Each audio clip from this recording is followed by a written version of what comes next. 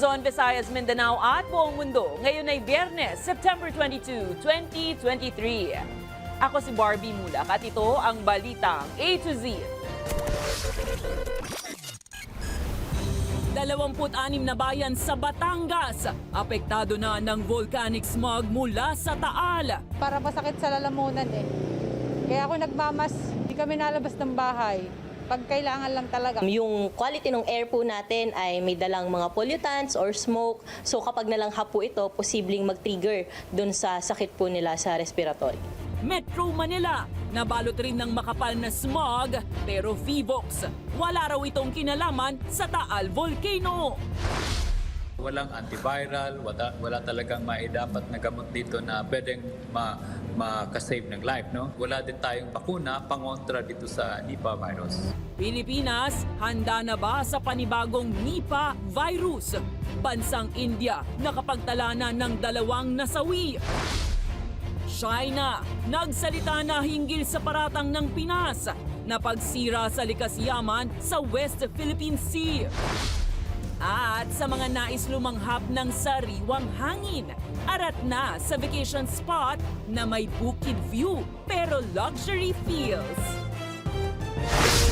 Magandang gabi. Pambungad sa ating newscast. Nagrereklamo na ang mga residente sa Batangas dahil sa epekto ng volcanic smog mula sa Bulkang Taal sa kanilang kalusugan at kabuhayan. Pero sa kabila ng fog, ayon sa mga eksperto, hindi ito indikasyon ng muling puputok ang Taal. Narito ang ating balitang A to Z. Fake news kasi may mga lumalabas na pumutok ang bulkan. Hindi pa po naputok ng ang bulkan. Huwag maniwala sa fake news. Ito ang pakiusap ng Batangas Disaster Risk Reduction Management Office sa harap ito ng volcanic smog mula sa Bulkang Taal na nakaapekto na sa 26 na bayan o karamihan ng lugar sa lalawigan. Ang nangyayari po sa Taal Volcano ay patuloy naman po itong nagbubuga ng asupre o sulfur dioxide. Ito naman ay normal na pangyayari sa kasalukuyang alert level. Paliwanag naman ng Department of Science and Technology, hindi ito indikasyon na puputok na ang Bulkang Taal. Gayunpaman, banta pa rin sa kalusugan ang volcanic smog o usok mula sa bulkan na naiipit sa hamog. Kapag naranghap niyo po ang asupre, pwede pong masangsang ito, pwede po kayong mahilo, at ang pagdampi po ng hangin na maraming asupre ay acidic, masakit po yan sa balat at minsan ay nangangati. Kanina umaga, medyo sakit sa ilong. Kaya nagbas na ako. Parang masakit sa dibdib at saka sa lalamunan. Parang nakakaubo. Hindi kami nalabas ng bahay. Pag kailangan lang talaga. Nagtiktis kasi ito ang hanap buhay namin eh. Minsan nasakit ang ulo ko. Parang nahihilo ko. Sa kabila nito, wala pang plano ang Batangas na magpatupad ng evacuation. Sa halip, isinusulong ng mga otoridad ang pagsusuot ng N95 mask o kaya naman ay doble o triple na surgical mask. Bukod naman sa epekto sa kalusugan, ramdam rin ang epekto ng fog sa mga negosyo sa Tagaytay City. Ayon sa isang hotel doon, marami na ang nagkansela ng kanilang booking. 95% of our booking is already canceled. Because of the health scare, some people are complaining na medyo nahirapan sila huminga. Hopefully, this does not stay long because it will definitely affect yung livelihood. Habang banta rin ang posibilidad ng acid rain kapag nahalo ang maliliit na patak ng tubig sa volcanic smog. Paghalo ng asupre sa tubig, nagkakaroon ng acidic rain. Kaya minsan, nagkakaroon po ng pagpaso ng mga halaman at mga balat ng tao. Sa ngayon, pinapayuhan ang mga nasa lugar na apektado ng fog na hanggat maaari, manatili sa loob ng mga bahay, magsuot ng mask kung nasa labas, at kung may paninikip na sa paghinga, agad magpatingin sa doktor. Hindi po natin determine kung hanggang kailan magkakameron ito. We have to learn to live with it. Samantala, smog o fog? Yan ang tanong ng mga ka-A-to-Z natin sa Metro Manila matapos mabalot ng makapal na haze ang Capital Region. May kinalaman nga ba ito sa nangyayari sa Taal at dapat nga bang mag-ingat ang publiko? Alamin ang mga sagot sa balitang A-to-Z ni Kim Salinas. It's hazy in Manila ngayong Biyernes. Aakalain mong nasa Baguio o Tagaytay ka dahil sa makapal na hamog na bumabalot sa National Capital Region. Sa Ortigas Center, halos hindi na makita ang skyline ng mga gusali. Nagkansela na rin ang pasok sa mga paaralan ang mga LGU. Pero ano nga ba ito? Ang commuter na si Faith nalilito at nangangamba sa nangyayari sa akalang nagbabadyang pumutok ang Bulkang Taal. Siguro na rin, combine na rin siya sa Taal or sa pollution na rin po na sobrang dami kasi ngayon ng mga sasakyan na lumalabas. Agad namang nilinaw ng Philippine Institute of Volcanology and Seismology o PHIVOLCS na walang kinalaman ng volcanic smog o VAG sa nararanasan sa Taal Volcano at paligid nito, sa smog o smoky fog na bumabalot sa Metro Manila. Wala po kaming sinasabing Metro Manila ay may VAG. Ang sinasabi po naming VAG na nakikita namin based on our satellite images would be yung sa western side ng Taal Volcano. Nagkataon lang raw na nagkasabay ang dalawang pangyayaring ito ayon sa mga eksperto, pareho kasi ang sanhi ang tinatawag na thermal inversion. Baliktad ang nangyari when you have thermal inversion. Colder sa baba and mas mainit sa taas. So hindi makaangat yung mga pollutants natin and other gases, yung smoke na inimit ng mga sasakyan, it would stay on the lower level lang. So usually nangyari yan toward kapag colder months. Normally po kasi itong haze or smog po na to, nagdi-disperse po ito kapag mainit po yung panahon po natin, so papatanghali. Pero sa condition po kasi ng atmosphere natin ngayon, medyo cloudy po tayo, so natatrap po talaga. Ang nararanasan umano dito sa Metro Manila ay smog, hamog na may kasamang usok na nagmula sa polusyon sa hangin dahil sa mga usok ng sasakyan. Kaya naman delikado pa rin ito sa kalusugan ng bawat tao, lalo na yung may sakit sa baga dahil sa dala nitong carbon dioxide at carbon monoxide. Magkaiba man ang VAG sa Southern Tagalog at ang smog sa Metro Manila, pareho naman ito ng epekto sa kalusugan. Delikado pa rin sa kalusugan ng mga tao kasi siyempre pollutants yan eh. So kapag titingnan natin yung air quality index, parang normal pollution. Sa air quality monitoring ng IQ Air, kitang mababa ang kalidad ng hangin sa Metro Manila, partikular sa mga lungsod ng Muntinlupa, Pateros, Makati at Parañaque. Ayon sa Pag-asa, malaking tulong kung makakaranas ng pag-uulan upang maibsan ang nararanasang smog sa Metro Manila. Kapag umuulan naman po, ay nakakatulong po ito para mag-disperse or mabawasan po itong mga haze or smog na na-observe po natin. Pero sa ngayon, bilang pag-iingat, pinapayuhan ng publiko na magsuot ng N95 mask, mapabata, matanda at buntis, lalo na ang mga may sakit sa baga tulad ng hika. Para sa Balitang A to Z, Kim Salinas. Samantala, patungkol pa rin sa kalusugan, binabantayan ngayon ng mga health expert ang napaulat na outbreak ng Nipah virus sa India. Ang Nipah virus ay isang zoonotic virus na kadalasang nakukuha sa paniki patungo sa mga tao. Pero naiulat rin na pwedeng maipasa sa mga kontaminadong pagkain at direktang kontak sa taong may sakit. Babala ni infectious disease expert Dr. Ranjan Solante, delikado at nakamamatay ang Nipah virus dahil maaari nitong maapektuhan ang utak at baga ng tao. Payo ni Solante sa publiko agad magpakonsulta kung makakaramdam ng lagnat at pananakit ng ulo. Sa ngayon, nakapagtala na ang India ng 2 nasawi dahil sa naturang virus. Pero nilinaw naman ng Philippine Department of Health na walang kaso ng Nipah virus sa Pinas, maliban na lang sa isang recorded case noong 2014. Gayunpaman, nakaantabay ang kanilang surveillance system. So walang gamot to, walang antiviral, wala talagang maidapat na gamot dito na pwedeng makasave ng life, no? And that's the reason why mataas ang mortality. And at the moment, wala din tayong bakuna pangontra dito sa Nipah virus.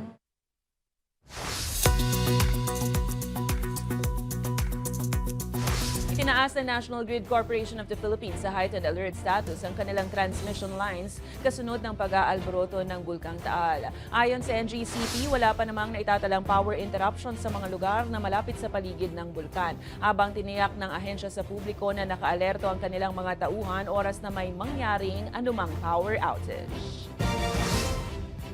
Samantala, inamin ni Pangulong Bongbong Marcos Jr. na napilitan lamang siya na magpatupad ng price cap sa bigas dahil sa mga smuggler. Ayon pa kay Marcos, nakakaalarma na kasi ito sa patuloy na pagdami ng hoarder at smuggler ng bigas sa bansa. Isinisisi rin ng punong ehekutibo sa mga smuggler ang patuloy na pagtaas ng bigas sa mga pamilihan sa bansa. Nanindigan rin si Marcos na aalisin lamang ang price cap sa bigas oras na mahuli na ang mga iligal na nag-iimbak at nagpupuslit ng bigas sa bansa. Tiniyak naman ng Pangulo sa publiko na hindi titigil ang pamahalaan na habulin ng mga hoarder at smuggler hanggang sa maibalik na sa normal ang presyo ng bigas. Samantala ngayong araw din namahagi si Marcos ng nasa 1,200 na sako ng bigas sa mga taga General Trias, Cavite. Napilitan tayo na mag-price cap dahil naalarma talaga ako. Kung ako lang, ayokong pakialaman ang merkado. Ngunit hindi naman tama ang takbo ng merkado dahil kinakalikot nga ng mga hoarder at saka ng mga smuggler.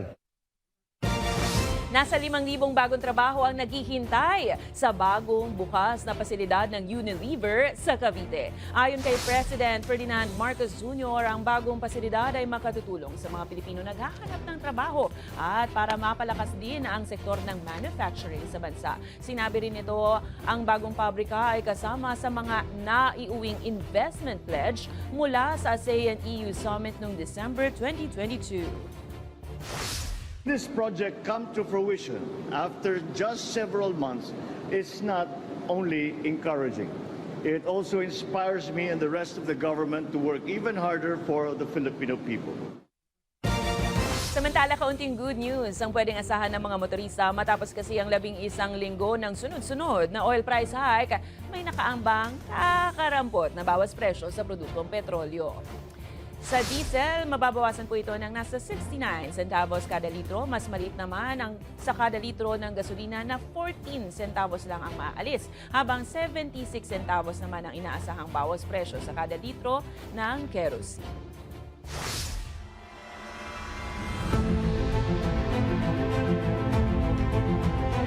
Nagsalita na ang China hinggil sa paratang ng Pilipinas na pagsira nito sa likas yaman sa bahagi ng West Philippine Sea.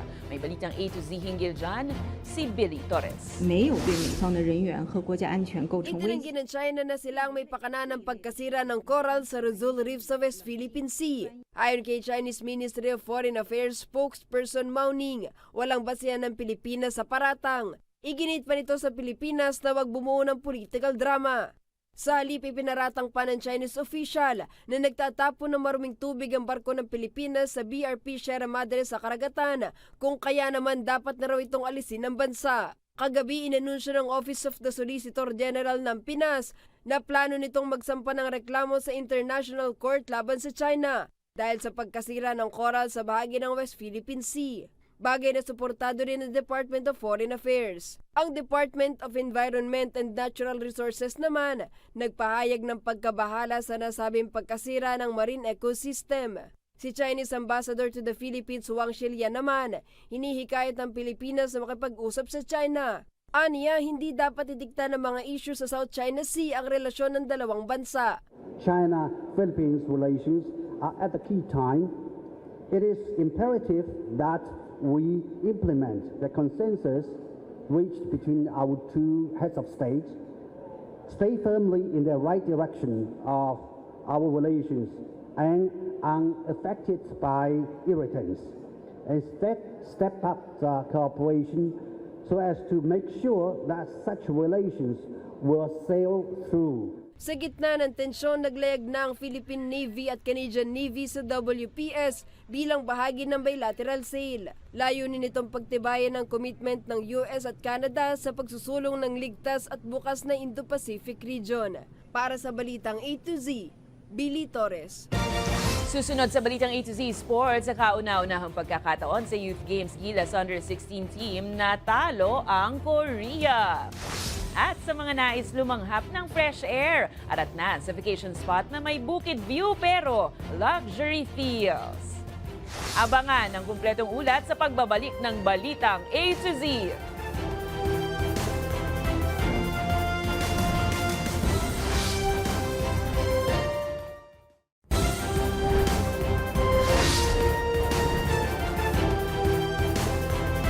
Sumakabilang buhay na si dating Marikina City Mayor Bayani B.F. Fernando sa edad na 77. Ito'y makaraang aksidenteng madulas sa bubong ng kanyang bahay ang dating opisyal. Sa isang pahayag, inalala ng Metro Manila Development Authority o MMDA si Fernando na nagsilbing chairman ng ahensya noong 2002 hanggang 2009 bilang isang workaholic at disciplinarian sa kanilang hanay. Inalala rin ng MMDA ang ambag ni Fernando sa pagsasaayos ng trapiko at pagtitiyak ng disiplina sa Metro Manila.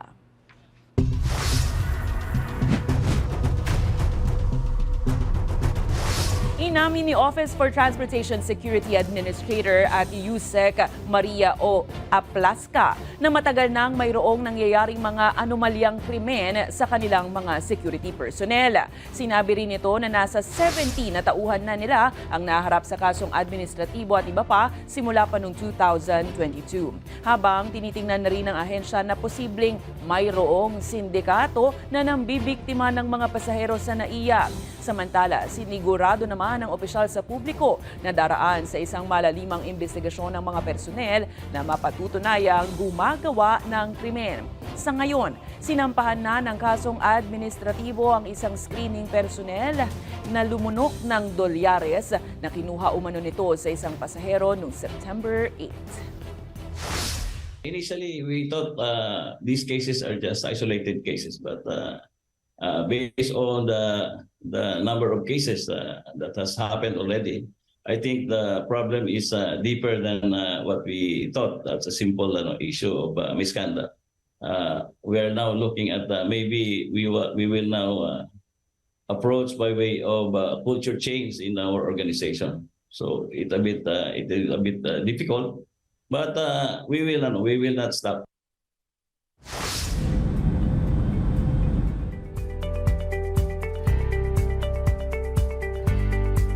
Nagpaabot ng pagbati si Vice President Sara Duterte sa pagdiriwang ng ika-74 na founding anniversary ng People's Republic of China. Sa kanyang video message sa salitang Mandarin, ipinarating ng Vice Presidente ang pagbati. Umaasahan niya siya sa mas malawig na kooperasyon ng Pinas at China, partikular na sa sektor ng edukasyon at pagpapalago sa mga kabataan.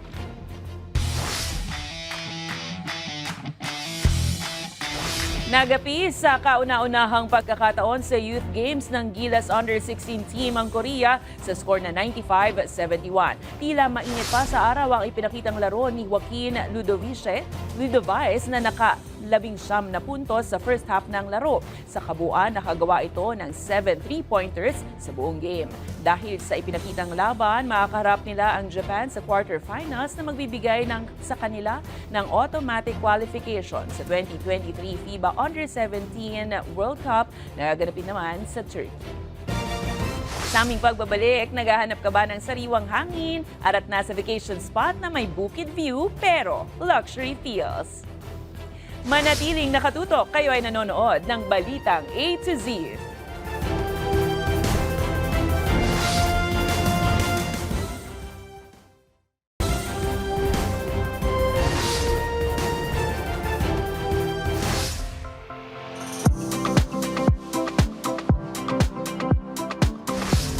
Mga ka-A to Z, layo muna tayo sa mga smog at fog at bumisita. Somewhere kung saan fresh na fresh ang hangin. Isang budget-friendly vacation spot sa Nueva Ecija, tampok ang tanawin ng Mount Arayat at Sierra Madre, but with a luxury feel. Arat na at magbakasyon sa Balitang A to Z ni Lane Garcia.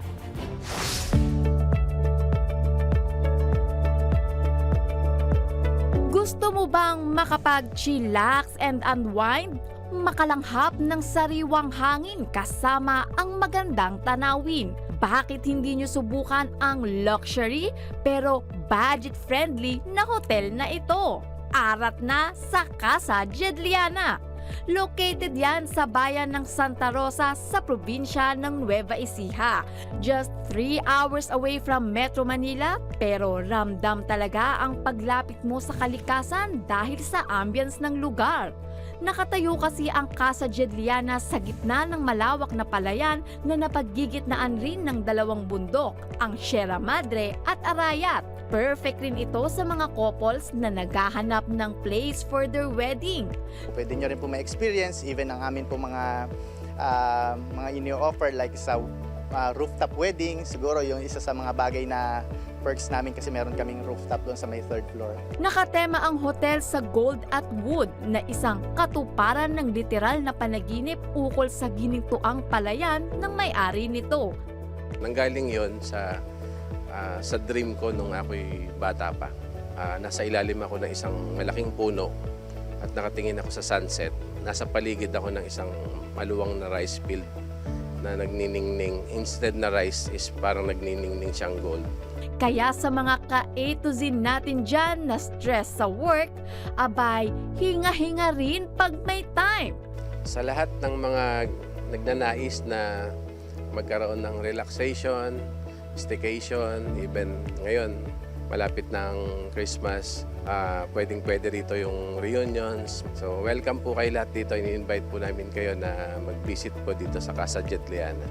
Para sa balitang A to Z, Lane Garcia.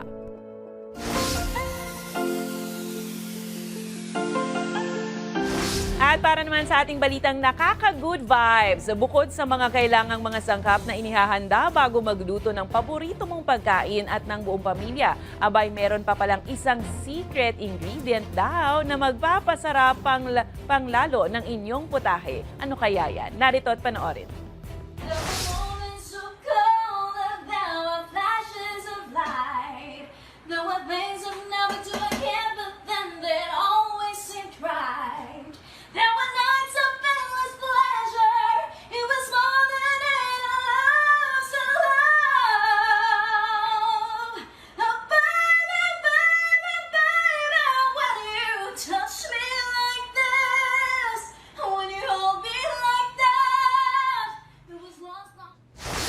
Pasok na pasok ang tono at tamis panlasa. Kung kayo ay may kwentong kakaiba, mga kwento ng pag-ibig o storya ng inspirasyon at pag-asa, maaari niyo itong ibahagi. Sumali sa ating Facebook group na Balitang A to Z, panoorin ang replay ng ating programa at sundan ang ating social media pages. Hanapin ang Balitang A to Z.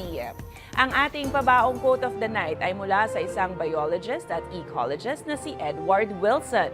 Ayon kay Wilson, hawak ng kalikasan ang susi sa ating kagandahan, karunungan, kamalayan at maging espiritual na kaligayahan. At yan ang mga balita at impormasyon, mga kwentong may dalang inspirasyon na tinutukan ng Balitang A to Z. Ako si Barbie Mulak, maging maalam, pakialam. Magandang gabi sa iyo, Pilipinas. Happy weekend!